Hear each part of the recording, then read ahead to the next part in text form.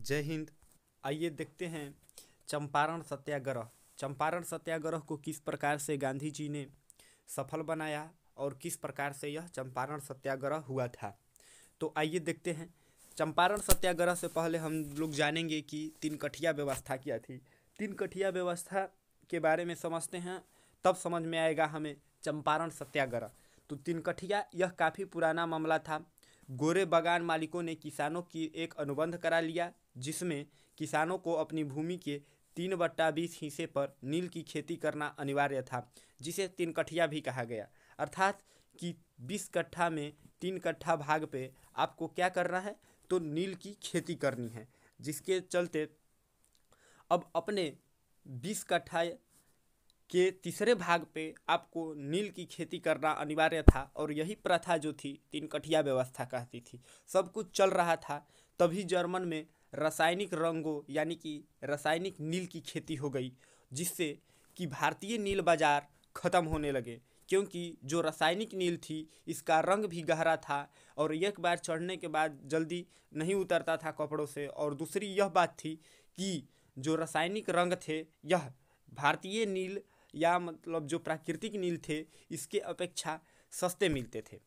अब जो हुआ भारत में इसका असर यह हुआ कि जब किसानों ने अपने ज़मीनों की मांग की कि आप हमारा वो 3 कट्ठा ज़मीन दे दीजिए जिस पर कि अब नील की खेती नहीं हो रही है, तो यहाँ किसान के अपने ज़मीन को मांगे तो यहाँ गोरे ज़मींदार थे, जो यानी कि वैसे ज़मींदार जिनको गोरे ने रखा था, यानी कि किसान से डायरेक्ट अंग्रेज डील नहीं करते थे बल्कि ये ज़मींदार रखे होते थे। और ये जो ज़मींदारों से मांगा गया अपना ज़मीन, तो वो लोग बोल रहे हैं कि नहीं, अब इसके बदले आपको एक लगान देना होगा। अब जिसके चलते किसान गुस्सा में हो गए। अब यहीं से एक हुआ कि जो चंपारण के ही एक किसान थे जिनका नाम था राजकुमार शुक्ल। यह 1916 ईस्वी में कांग्रेस के अधिवेशन हो रहा था, और वह हो रहा था लखनऊ में। कांग्रेस के अधिवेशन लखनऊ में हो रहा था, और वहीं पर जा कर के इन्होंने गांधी जी को सारी बात बताई और गांधी जी से मिले। तो अब वहाँ से गांधी जी को इन्होंने तैयार किया और चंपारण आने का आग्रह किया। अब देखते हैं।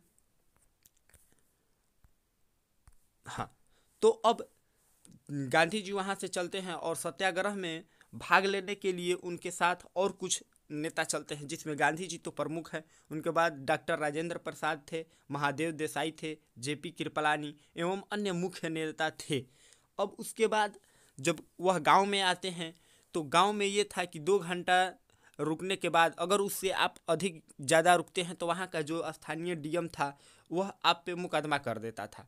लेकिन इस चीज़ को गांधी जी नहीं माने और वह वहाँ पर उससे ज़्यादा लौटे, और उनको अंततः अंग्रेज़ों को झुकाया और उन्होंने गांव में जाने की अनुमति पा ली और उनके खिलाफ आंदोलन किया।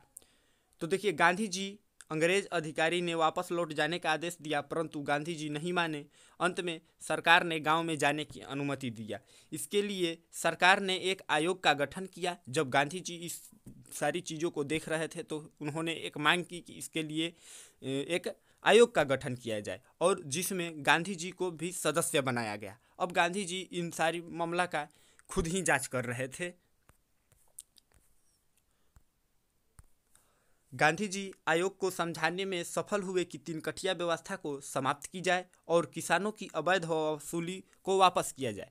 अवैध वसूली मतलब यही है कि जो जमींदार इनसे वसूली कर रहे थे कि नहीं, अब जो तीन कठिया व्यवस्था है जिस पे नील की खेती नहीं की जा रही है, उसको वापस करने के लिए हमको आप लोग पैसा दीजिए।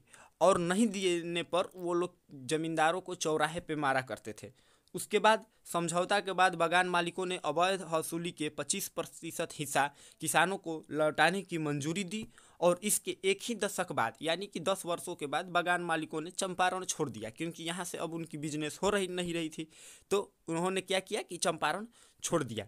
तो यहाँ पर जो गांधी जी का भारत में था यह पहला सत्याग्रह हुआ था। इससे पहले हुआ था दक्षिण अफ्रीका में, इसको भी हम कभी एक वीडियो में लाएंगे। रेल घटना के बारे में आप लोग सुने हुए होंगे, तो उसके बारे में हम अगले वीडियो में या कभी और लेकर आएंगे। इससे पहले अब देखते हैं कि इस प्रकार से भारत में गांधी जी का पहला सत्याग्रह सफल हुआ, जो कि चंपारण सत्याग्रह के नाम से जाना जाता है। और गांधी जी ने किसानों को उनका सहनीय एवं सम्मानीय हक दिलाने में सफल हुए। तो मैं विश्वास रखता हूँ कि यह वीडियो और यह टॉपिक आपको बिल्कुल अच्छी से समझ में आ गई होगी। मिलेंगे अगले वीडियो में, तब तक के लिए जय हिंद।